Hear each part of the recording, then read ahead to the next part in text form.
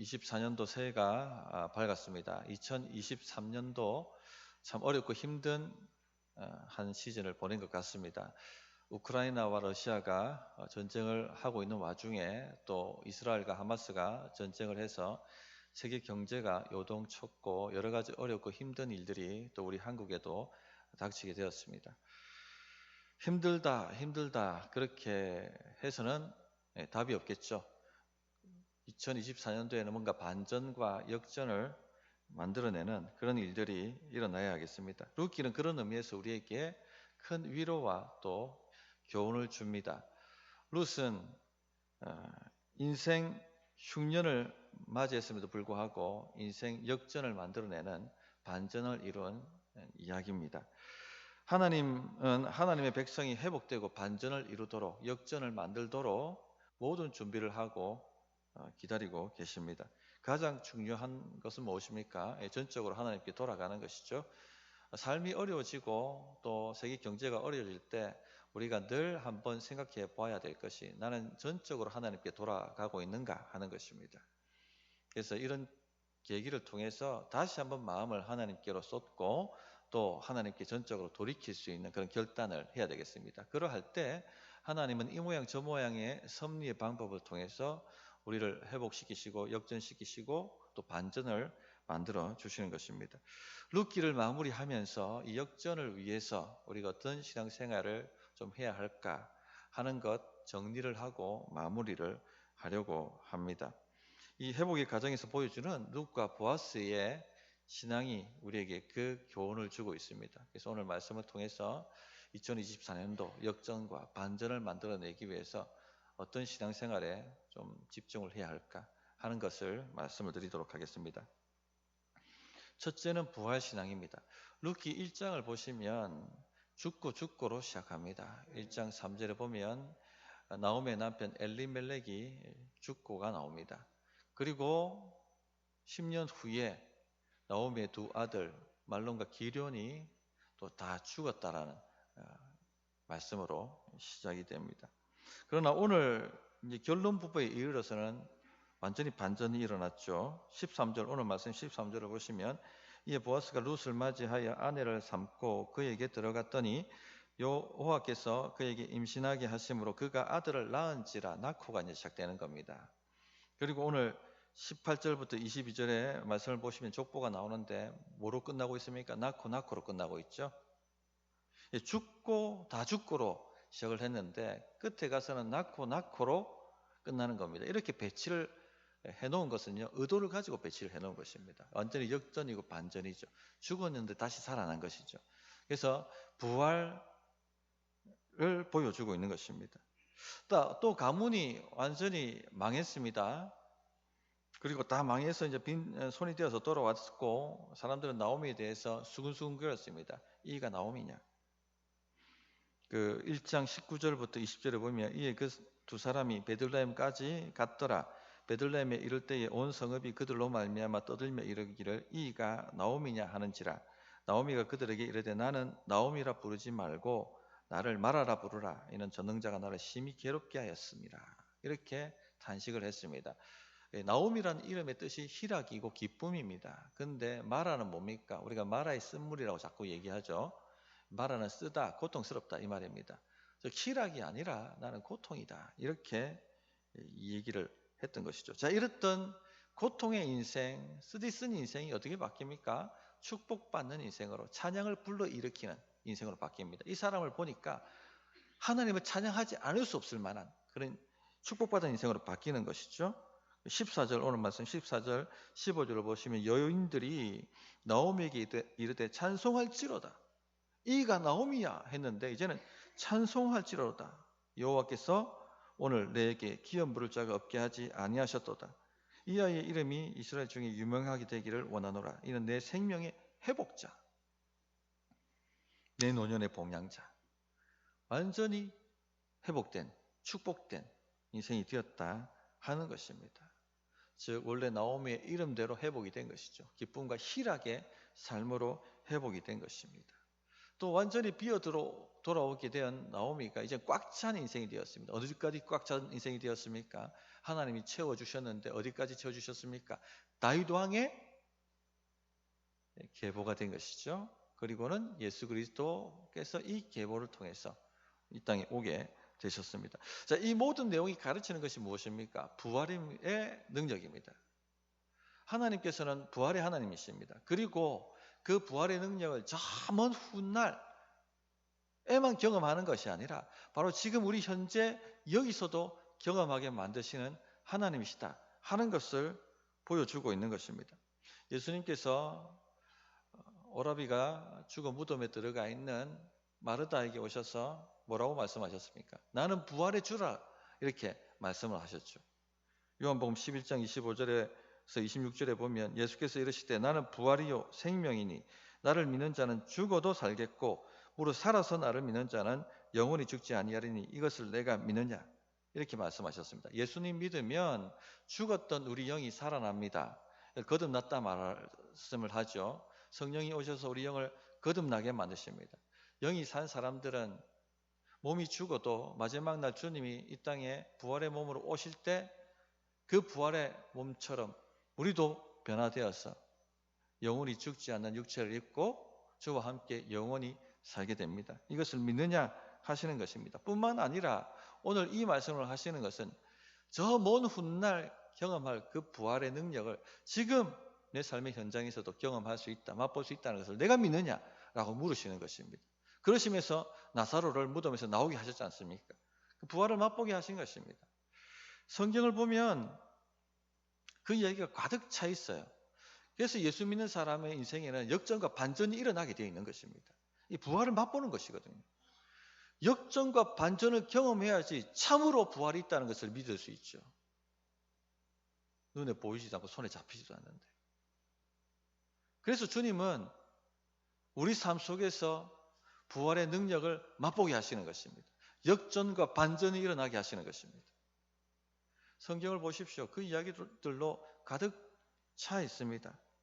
다니엘이 기도하는데 이 페르시아 고관들이 다니엘을 시기하지 않습니까? 왜 다니엘은 잘 될까?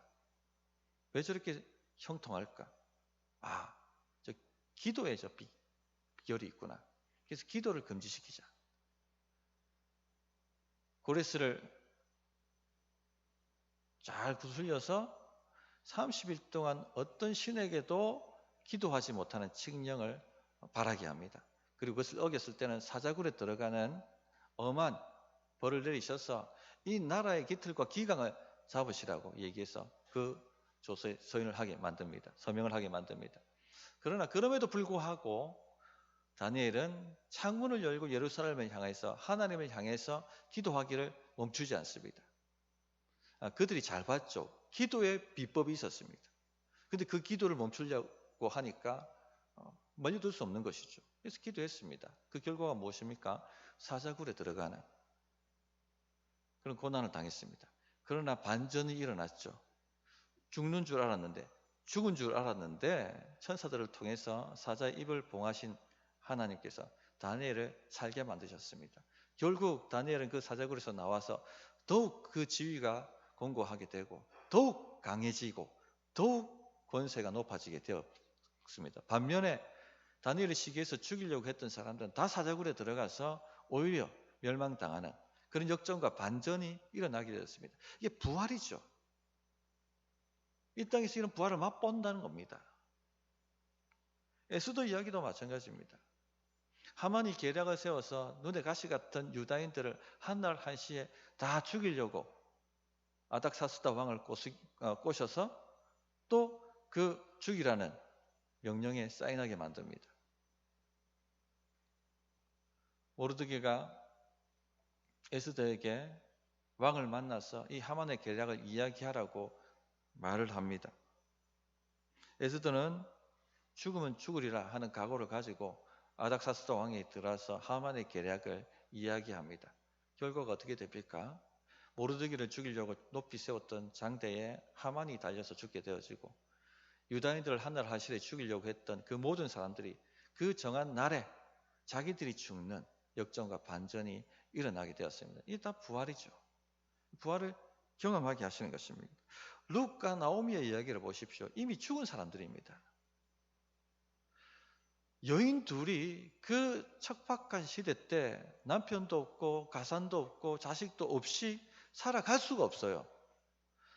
몇 날을 못 가서 죽을 수밖에 없는 인생이었습니다. 굶어 죽든지 아니면 겁탈을 당해 죽든지 그렇게 죽을 수밖에 없는 생명이었습니다. 가망이 없었습니다. 그러나 어떤 일이 일어납니까? 오늘 마지막에 와서는요, 반전이 일어났죠. 살게 될 뿐만 아니라 풍성히 살게 됩니다. 생명을 주시되 풍성히 얻게 하시는 그 하나님의 능력을 통해서 완전히 꽉 찬 인생으로 바뀌어지게 되는 것이죠. 부활입니다. 부활.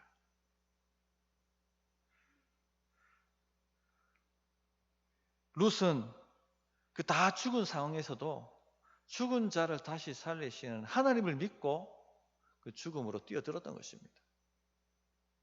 그 믿음대로 하나님께서는 룻을 부활의 능력으로 새롭게 채워주신 것입니다. 성도님들, 2023년도 어렵게 사셨을 것입니다. 흉년의 시대를 살아가는데 좋은 일보다는 결핍의 일들이 아마도 많았을 것 같습니다. 어떤 분들은 참 내 인생이 가망이 없다 생각하시는 분도 계셨을 것이고, 어떤 분들은 절망적이다, 거의 죽은 거나 같다라고 탄식하고 계셨던 분도 있을지도 모르겠습니다. 주는 부활이요 생명이 되신다는 것을 믿으십시오. 죽은 사람도 죽은 자를 다시 살리시는 주님을 믿으면 반전이 일어나게 하시는 것입니다.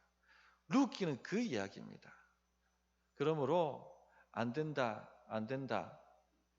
가망 없다, 힘들다. 자, 그렇게 말하지 말고 죽은 자도 다시 살리시는 이 부활의 능력을 맛보게 하시는 우리 주님이 계시다는 것을 믿고 2024년도에는 이 부활신앙으로 한번 달려가 보시는 그런 은혜가 있기를 바랍니다. 두 번째는요, 결단의 신앙입니다. 룻과 나오미 인생은요, 인생 흉년에서 인생 풍년으로 반전이 일어났고요, 또 장례식 분위기에서 백일잔치 분위기로 완전히 반전이 일어났습니다. 도대체 이런 반전, 역전이 일어나는 결정적 계기가 무엇이었을까요? 결단의 신앙이에요. 결단의 신앙. 룻의 신앙적 결단, 보아스의 신앙적 결단이 이런 반전과 역전을 만들어낸 것입니다. 자, 나오미는요, 자식마저 다 죽자, 아들마저 다 죽자, 룻과 그의 동서 오르바에게 고향으로 돌아가라, 친정으로 돌아가라, 너의 민족으로 돌아가라, 그리고 젊은 남편을 얻어 다시 가정을 만들고 행복하게 살아라, 그것이 내가 너에게 줄 수 있는 사랑이다, 돌아가라, 그렇게 자꾸 권면을 했습니다. 그 당시 이 룻과 오르바는 20대 초반입니다. 오늘로 치면은 아마 대학교 1, 2학년쯤 되는 청년들이었을 것입니다. 이 청년들이 시어머니를 모시고 그 척박하고 궁핍한 생활로 뛰어들어간다. 이것은 뭐 이제 같이 죽자는 것이죠. 어머니 혼자 죽지 못하니까 같이 죽읍시다, 그렇게 뛰어드는 것과 같았습니다. 그러니까 나오미는 돌아가라, 왜 같이 죽으려고 하느냐, 돌아가서 새 살림 차리고 다시 가정 만들고 그렇게 살아가라, 너희는 너무나 젊다, 그렇게 이야기를 한 것입니다. 자, 세상적인 눈으로 보고 인간적인 눈으로 보면 정말로 사랑이고 지혜죠. 진짜 사랑이고 지혜지 않습니까? 그런데 오르바는 돌아갔는데 룻은요, 죽기까지 어머니를 따라가겠다고 얘기합니다. 왜 그렇게 합니까? 신앙이 있으니까. 룻은 신앙이 있는 거예요. 신앙의 눈으로 보면 자기 민족으로 돌아가는 것은 자기 신들에게로 돌아가는, 모압의 신들에게 돌아가는 것입니다. 하나님을 떠나는 것입니다. 룻은 신앙이 있는 겁니다.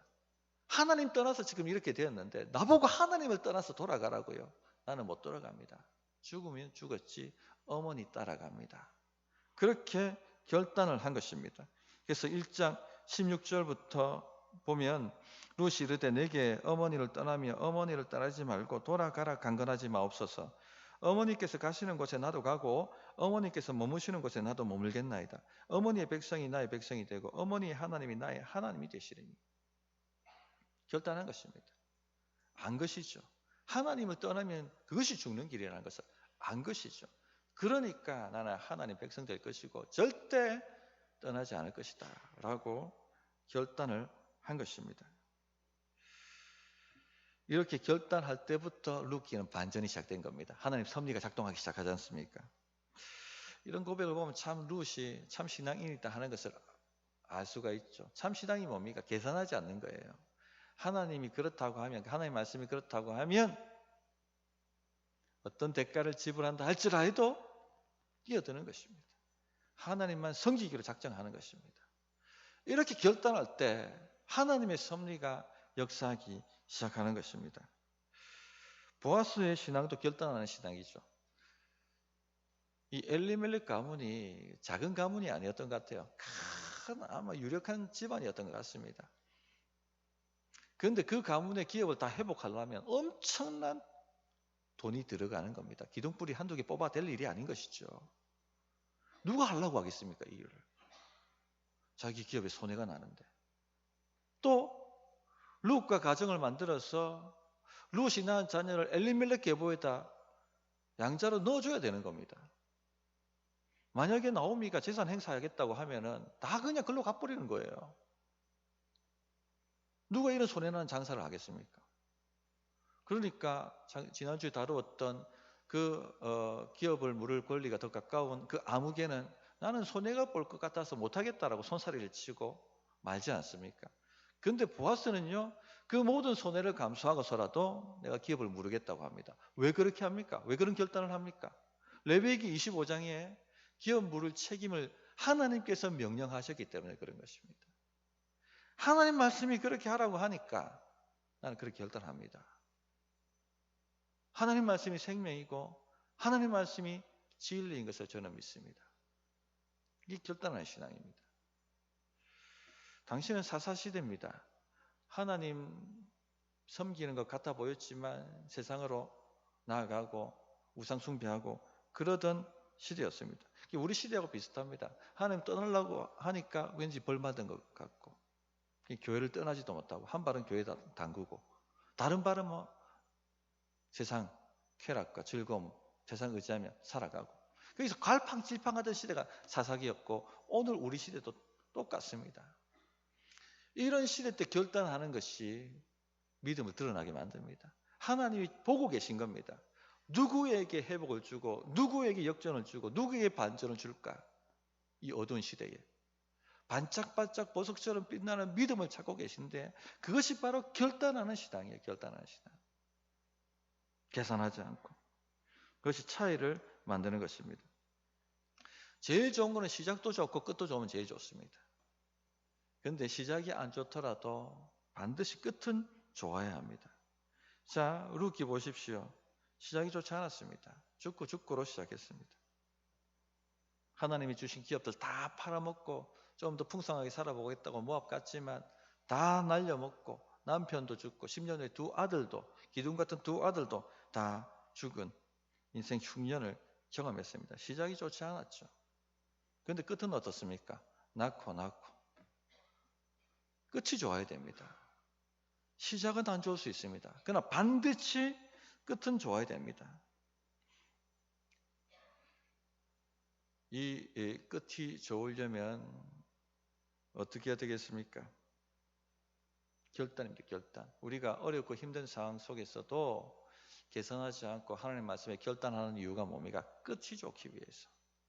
타협할 수 있는 그 상황 속에서도 결단하고 타협하지 않는 이유가 뭡니까? 끝이 좋기 위해서. 끝이 좋아야 되기 때문에. 우리가 이렇게 결단할 때 하나님께서는 우리 눈에 보이지 않는 좋지 않은 이 시작도 다 합력하여 선을 이루게 만드시는 것입니다. 룻기를 보십시오. 너무나도 좋지 않은 시작이었지만 결단하니까 하나님께서 그 모든 좋지 않은 악재들을 다 협력해서 뭘 만드신다? 선을 만들어 가시지 않습니까? 그러므로 성도님들 결단하십시오. 에스더가 주저주저하고 결단하지 못하니까 모르드게 삼촌이 와서 유다인들이 다 죽는데 너 혼자 살려고 하느냐? 목숨을 걸고 아닥사스다 왕을 만나서 하만의 계략을 이야기하라. 결단을 촉구합니다. 그러자 에스더가 그제서야 금식하고 만나러 들어갈 테니 내가 죽으면 죽으리라 하고 결단을 합니다. 그때서부터 하나님의 역사가, 반전의 역사가 시작됐다는 것을 우리는 잘 알고 있습니다. 그러면 성도님들 2024년도 반전을 만들기 위해서는요, 결단을 하십시오. 계산하지 말고 재지 말고 기도 결단을 하십시오. 헌신 결단을 하십시오. 예배 결단을 하십시오. 헌금 결단을 하십시오. 말씀이 그렇다면 그렇게 한번 달려가 보십시오. 어떤 반전이 일어나는지. 셋째, 헤세드의 신앙입니다. 헤세드는 가분한 은혜, 가분한 긍휼, 가분한 자비, 가분한 호의라고 말씀을 드렸습니다. 우리 하나님은 헤세드의 하나님이세요. 우리에게 은혜를 베푸실 때 가분하게 베푸십니다. 십자가를 보십시오. 죄인들을 위해서 독생자도 아낌없이 내어놓으시는 분이 바로 우리 하나님이십니다. 그러므로 하나님의 자녀, 하나님의 백성은 이 하나님의 성품이 나와야 됩니다. 우리도 헤세드를 서로에게 베풀 수 있어야 됩니다. 이게 참된 신앙입니다. 그래서 하나님의 백성 중에 나타나는 팔복 중에 하나가 뭡니까? 헤세드예요. 헤세드. 마태복음 5장 7절에 보면 긍휼히 여기는 자는 복이 있나니 저희가 긍휼히 여김을 받을 것이며, 이 헤세드거든요. 헤세드를 베풀면 또 하나님이 헤세드를 주신다는 겁니다. 이 헤세드의 선순환입니다. 오늘 4장 15절 말씀을 한번 보십시오. 이는 내 생명의 세복자이며 내 노년의 봉양자라. 곧 너를 사랑하며 7 아들보다 귀한 네 며느리가 낳은 자로다. 7은 완전수지 않습니까? 7 아들이라는 것은 완전한 아들을 얘기합니다.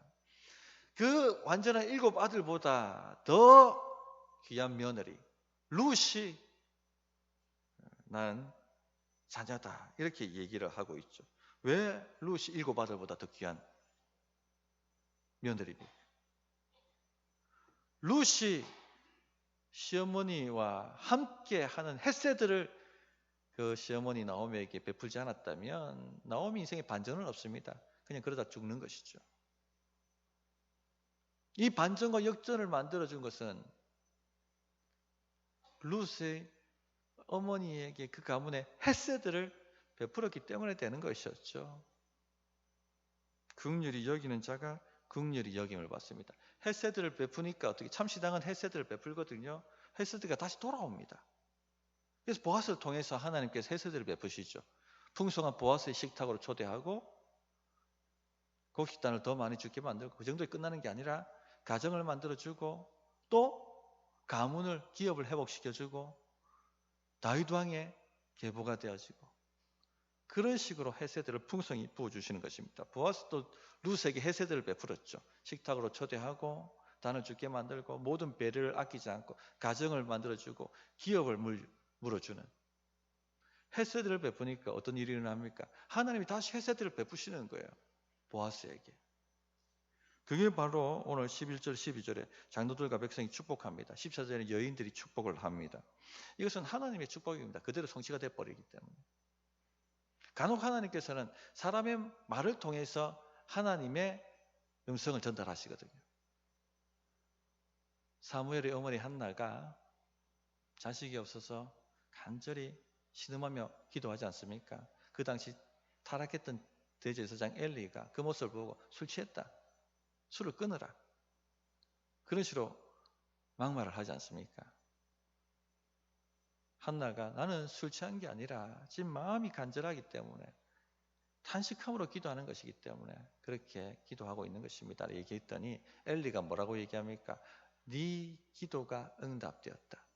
근데 하나님요, 그 타락한 제사장의 말을 통해서도 말씀을 하시는 거예요. 근데 이건 기도하는 사람은 알아차립니다. 한나가 기도하다가 그 말이 떨어지자 하나님이 응답을 주셨구나 아는 거죠. 믿음이 올라온 겁니다. 그 이후부터는 수심이 사라지고 근심하지 않고 응답이 왔지 않습니까? 오늘 장로들이 백성들이 축복하는 것도 하나님이 그 입술을 사용하셔서 축복을 하시는 거예요. 얼마나 본인들도 축복하고 싶지 않아요. 그 다 자기 계산하고 손익 따져가지고 말씀 순종하고 하던 그 시대 때, 어둡던 시대 때 헤세드를 베푸는 보아스를 보고 얼마나 아름다웠겠습니까? 얼마나 찬송이 흘러나왔겠습니까? 그러니까 그냥 축복이 나올 수밖에 없는 거예요. 당신 안에 들어가는 그 룻이 라헬과 레와 같이 되기를 축복하노라. 이스라엘의 조상들이지 않습니까? 또 보아스의 집이 베르스 집같이 되게 해달라. 유다 지파의 조상이 베르스입니다. 이스라엘을 이끌고 갈 만한 시조가 될 만한 가문이 되기를 내가 축복한다. 하나님의 이게 음성이에요, 이게. 그러니까 다윗 가문이 되어버린 것입니다. 또 보아스는 유력해지고 유명해지기를 원하노라. 이미 보아스는 유명하고 유력한 자입니다. 그런데 더 유명하고 더 유력한 자가 되기를. 헤세드를 베푸니까 하나님이 헤세드를 돌려주시는데 그것은요 더 풍성하게 돌려주시는 것입니다. 이미 유명하고 유력한데 더 풍성하고 더 유력할 수 있도록 왕조가 되도록 만들어 주시는 것입니다. 성도님들, 헤세드를 베푸십시오. 긍휼히 여기는 자가 긍휼히 여김을 받습니다. 그런 은혜가 있기를 바랍니다. 말씀을 정리하겠습니다. 2024년도 새해가 밝았습니다. 2024년도는 우리 인생의 변곡점, 반전, 역전의 해를 한번 만들어 가 보십시다. 우리 교회도 역전과 반전의 해를 한번 해가 되도록 만들어 가 보십시다. 자, 그렇게 하면 어떻게 됩니까? 부활의 주님을 믿어야 됩니다. 부활의 신앙으로 달려가야 합니다. 다 죽은 것 같고 소망이 없고 가망이 없습니까? 우리 주님은 부활의 주님이십니다. 이 땅에서 맛보게 만들어 주십니다. 그러므로 주님께로 돌이키고 붙들고 나아가시기 바랍니다. 두 번째, 결단이 필요합니다. 가만히 앉아서 감나무에 배 떨어지도록 기다리는 것은 전혀 역사가 없습니다. 송구영 시 때도 말씀드렸습니다. 적극적 믿음이 필요합니다. 결단을 하십시오. 주저주저 했던 모든 말씀들을 내가 순종하겠습니다. 그런 결단을 하십시오. 반전이 시작될 것입니다. 우연 같은 섭리의 일들이 계속해서 연이어 일어나게 될 것입니다. 셋째는요, 긍휼히 여기는 자가 긍휼함을 얻습니다. 서로에게 헤세드, 긍휼을 베푸십시오. 사랑하고 품고 더 복을 선포해주고 비난과 정죄가 아니라 축복과 선하고 은혜로운 말들을 계속해 주십시오. 그렇게 할 때 역전과 반전의 역사가 우리 교회에 풍성하게 일어날 줄로 믿습니다. 자, 어떻게 응답될지 1분간 기도하십시다.